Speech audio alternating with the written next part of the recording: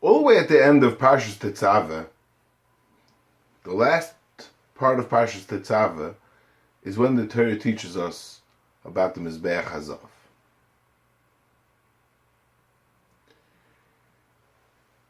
So Ramban asks that it's Shloibim Kaimai. In Parshas Terumah, we went through making a Mishkon and all the keilim, including the Mizbeach Haketores and the Shulchan and the Menorah and the Aron and everything. Then Parshas Tetzaveh is only about the begadim. Then we bring the begadim. Then we bring the karbanos of the Miluim and the Parshas Tamid and the karbanos of the Karbon Tamid, and all the way at the end, the Torah teacher tells us at the end, the beginning of Parak Lav, Vasisa Mizbeach Haketores, you should make the Mizbeach Haketores. It's totally Shloibim Kaimai. It doesn't belong here. It's not. It's we haven't been speaking about making keilim ready for the whole parsha. All the way at the end of Tetzaveh, the Torah remembers to teach us about the Mizbeach Hazav. So Ramban says, "I'll be more of a remez." The Ramban explains that at the end of the Parshas Tamid it says "V'nikdash b'chvoidi," and that's referring to the Nodva Aviu, that the koach of the Ketores, and that's why the Torah put the Mizbeach Haketores after V'nikdash b'chvoidi to teach you this remez about the powers of the Ketores. There's a whole bunch of other pshatim. The Shariarim makes into 6 different pshatim. The Sfornu and the Goyim go more with a mahalach that the function of the Mizbeach Haketores had a different function than the Mishkon and the begadim. The Mishkon, the keilim, and the begadim. Mishkon and the keilim and begadim were for Hashros Hashchina, and the Mizbeach Haketores Mizbeach Haketores was for kavod. The Sfornu learns that it was for kvoid lechabed es hakel yisbarach, or the Goyin says that the Ketores was for kapara. So since the Mizbeach Haketores had a different function than the Mishkon and the rest of the Mishkon and keilim and the begadim, so it was put Shloibim Kaimai.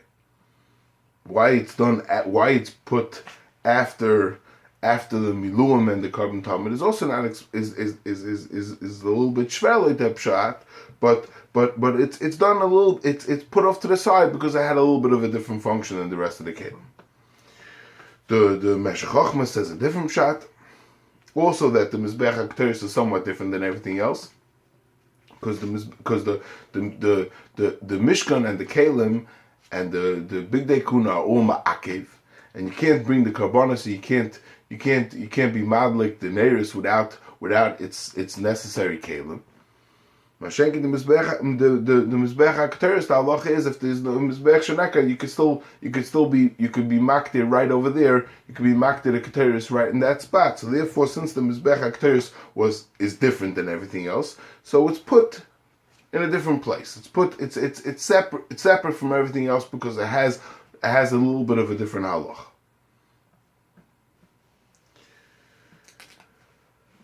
Again, it's not understood why it would have to be after the Miluim and after the Parshas Tamid for this. That's l'chura still a shtickle shver.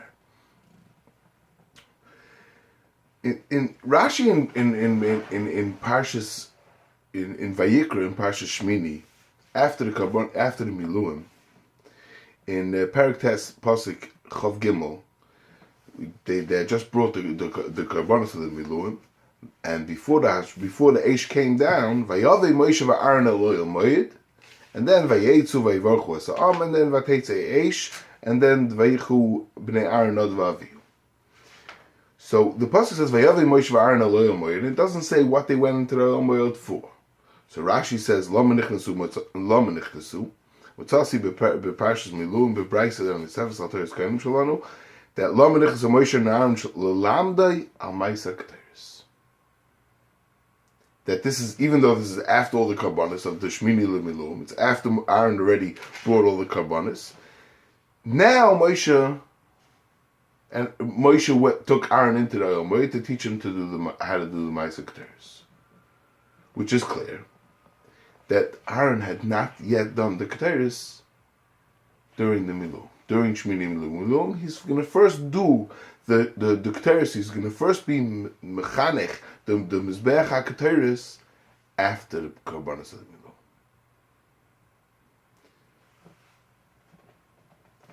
So it could be that the Torah to this kasha is that the Torah is telling you simply, the Torah is telling you the chronological order of how to prepare the Mizbeach and the keilim. And the Shmini Miluim, the karbanos of the Miluim that the Torah teaches us in Parshas Tetzaveh, is not to be understood as something separate from the Mishkon and the keilim and the begadim. It's all part of one big order. And in that order, first came the Mishkon and the keilim in Parshas Terumah. Then came the begadim in the beginning of Parshas Tetzaveh, followed by the Shmini Miluim, the karbanos. And then first is the Mizbeach Haketores, because the Mizbeach Haketores is not nischanech. The Mizbeach Haketores was not used and was not nischanech by Aaron HaKohen until after the karbanos of the Miluim.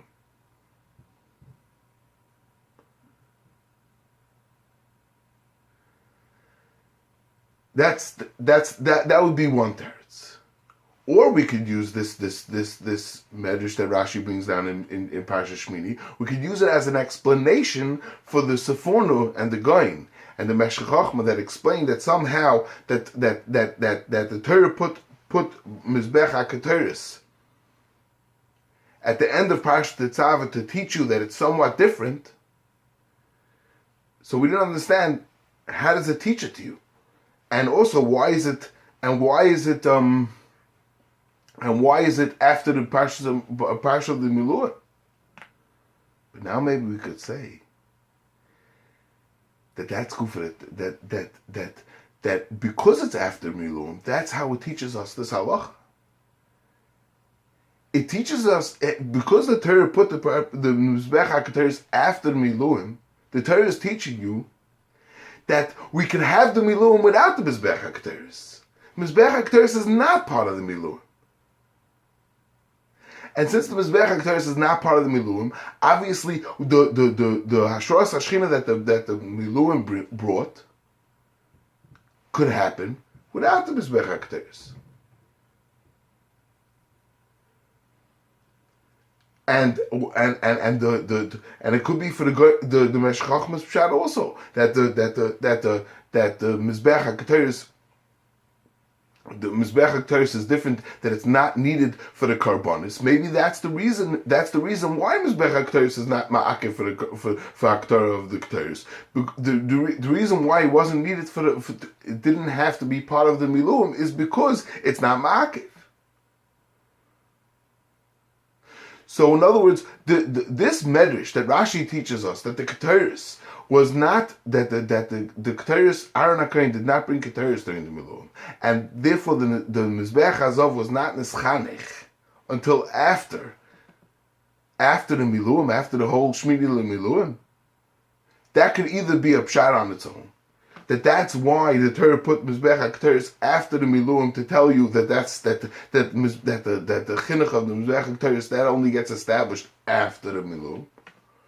Or it could be, this is just the way that the Torah is teaching us the halachas of the Sfornu and the Goyin and the Meshech Chachma, that the way the Torah teaches us that the Mizbeach Haketores is somewhat different is by telling us that it comes after the Miluim. Since it comes after Miluim, it's not part of Hashras Hashchina. It has its other function. It's after Miluim. It's not part of the function that Miluim does. It has its own function. And the way the Torah taught it to us was by putting it after the Parsha of Miluim and separating it from all the other things by telling you to you after that it's after Miluim. It's after, obviously not part of Hashras HaShechina.